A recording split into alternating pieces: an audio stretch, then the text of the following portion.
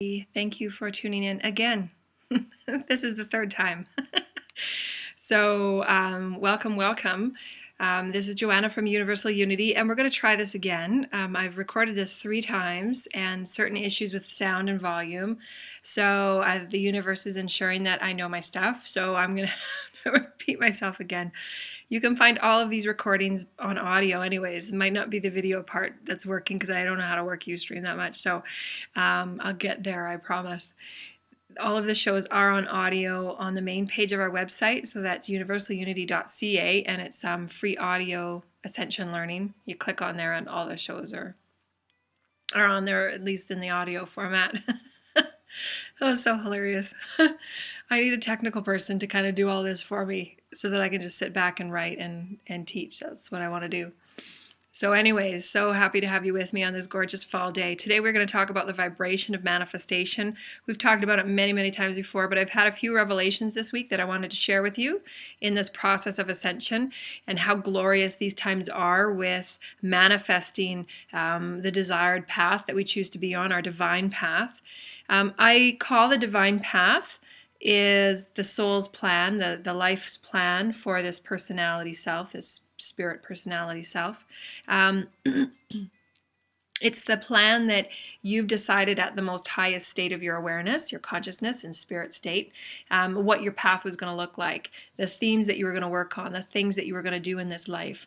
And how we choose to walk on the path, how we choose to align certain experiences is based on the energy that we emit, is based on our truest belief, our understanding of how we can align ourselves with the universe.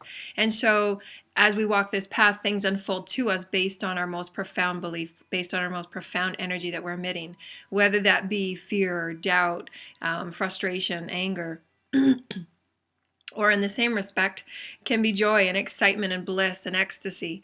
Today I want to talk about the level of ecstasy and what the difference of vibration that is.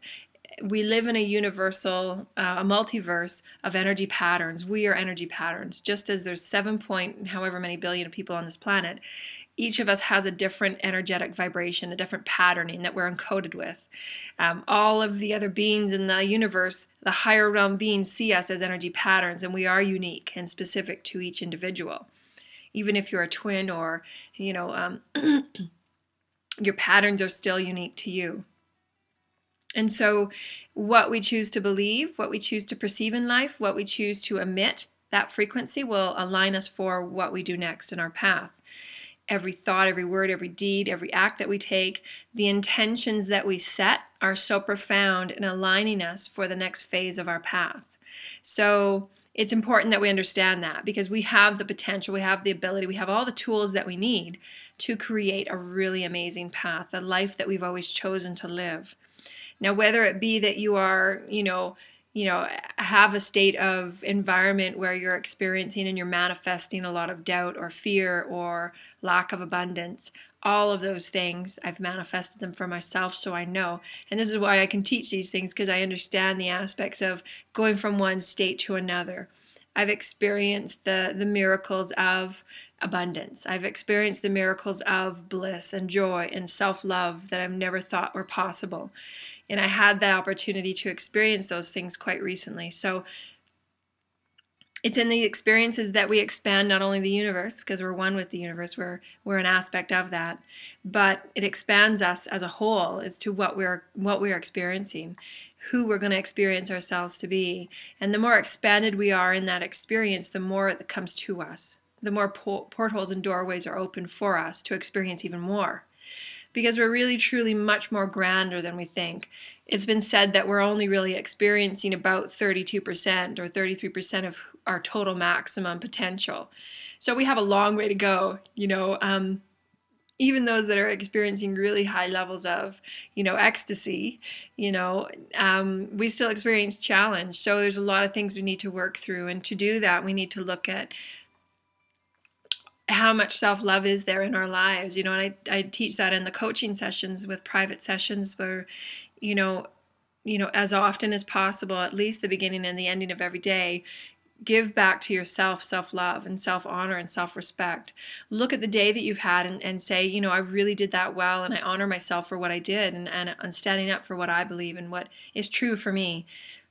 that's the part of authenticity that we've talked about in many of the other classes and posts and blog posts and stuff. So all of these obviously will be in the books that are coming out in December, but it's allowing you to understand the true brilliance of who you are as a whole aspect, not just the physical aspect here on physical Gaia, which is so rich and profound in and of itself, but to understand the full capacity of our physical beingness, we have to understand the aspect of who we are as a spirit, who we are as our higher self, who we are in connection with our spirit guides and with the intergalactic realms around us and the multiverse as a whole.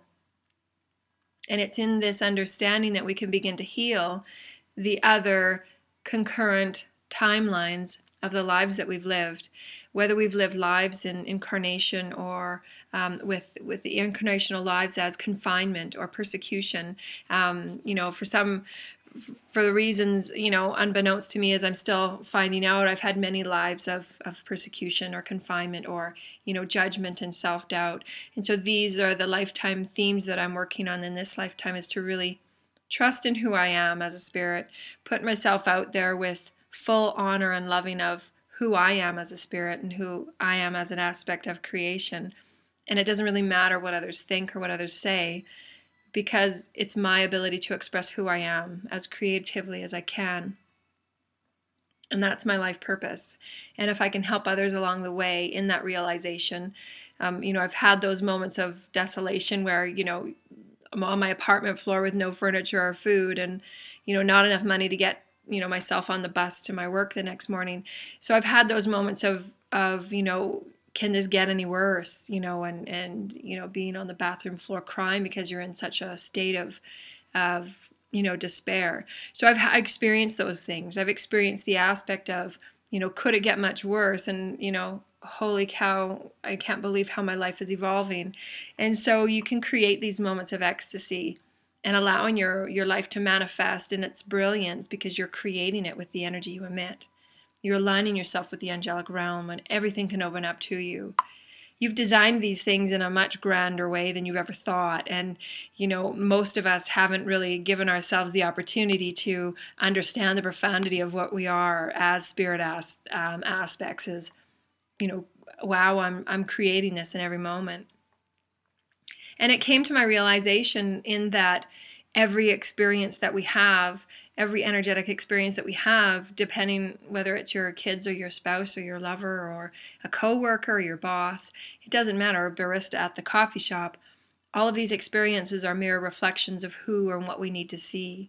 And sometimes it's not 100% of what you need to learn, it's also the other person as well and what they're creating you as a reflection of for them to learn as well. So it's always a student and teacher situation. It's always a give and take, a push and pull energy, as the universe is always made up of energy.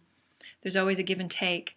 And so in those moments of reflection where you can know that every situation is a mirror reflection for you to see where you're vibrating at, what you need to learn, what you can tap into as far as the expansiveness and the richness of this physical life, for every experience that you have, gives you that potential to see what am I getting out of this experience and how can I become more rich within this experience.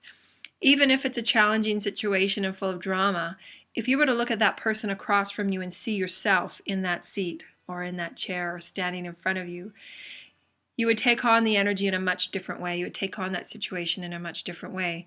You would go into that situation with compassion and understanding, and you wouldn't be so quick to, set the guns a-blazing or whatever it is. Not sure that's the term, but that's just what came out. And you'll be much more compassionate and self-loving because your understanding of where you come from, your understanding of, how you're seeing it in the eyes that you're seeing it in. And we can take a step back and not be so judgmental and hateful, because it's just ourselves in a different skin and a different version and a different vision of who we are, allowing us to see things from a different perspective, a different angle, if you will, a different level of perception, a level of awareness. So the more we open ourselves up to these aspects of energetic awareness, of energetic experiential creation, of what you're creating every moment, what is this barista pouring the coffee for you? How am I experiencing this situation, and how can I dig deeper to be more expanded? Whether you're offering someone, a compliment, or you're offering them a smile, or you're digging deep within yourself to feel the self-love of what you emit to everyone, and allowing that reflection to come back at you and say, whoa, wow, like I created that situation in a beautiful way because it went seamlessly. Whether it's a discussion with your boss, or, asking for a raise, or whatever it may be. And you're allowing that reflection to come back to you, and you're honoring it because it's a you. It's an aspect of you. It's just in different skin or different clothes. So, and that's the level of ecstasy that you bring yourself to in those moments of profundity where you're like, holy crap, I'm designing this so that I can see the level of where I've come. You come so far from crying on the floor in your apartment because you have no food to eat, or, there's no food for the baby, or whatever it may be. And you've come this far to create manifestations that come out of nowhere because you've altered who you are. You've altered that path of energy, and you're creating a whole new path where you're divine. You're tapping into your divine essence. And so if we're only using, say, 30% of our potential, what else is out there, and how profound is it that we can create it? And this is where you're actually tapping into and you're aligning with your divine path, is what you've chosen at the highest aspect of who you are in your soul planning sessions at the soul level and spirit level, and all of those beings that are with us energetically to support us along on our path of awakening. We have that within us. We have that aspect of divine ability to tap into anything. And I find this too with people that have had, a lot of structured education in their life, is they've had a lot of it's sometimes hard to fall into the aspect of allowance and surrender, which is a lot of the fifth dimensional vibrations. It's not about micromanaging or overmanaging our lives, because then it's a level of trust. If you're having to micromanage everything, then how do you trust your life to unfold, is the question we need to ask. And it's in this allowance and surrender that you totally trust yourself 100%. You trust the universe. You trust your higher self and your guides for aligning things for you perfectly. And it's within this trust that we find the self of the power, the innate ability for us to design things, again, in perfect timing. And it's in these moments that we further understand who we are at a much deeper level. And we can design things in a way that will allow us even further exploration and even further understanding. And that's just what's so profound about ascension. And it's a never-ending process. It's always student and teacher. Sometimes you'll be the teacher for others in those reflections. Sometimes you'll be the student, where it's like, this week for me has been, holy cow, a student all over again. At every moment I'm a student, and that's why I write, because it allows me to transform what I've learned, that integration process, and then turn it around and teach in a way that however I help and assist others is what I've learned through the process. And then it's on to the next level of integration. And so when you allow those self-reflections, those meditative moments, those silent moments where you can look back and honor who you are and what you've done and where you've come and what you've understood, you're expanding yourself in whole new ways, and then you step up to that other level of vibration. And then it comes more experiences that you're going to be offered, more experiences you get to move through with others on other vibrational realms, and then it opens up new doorways and portholes for you.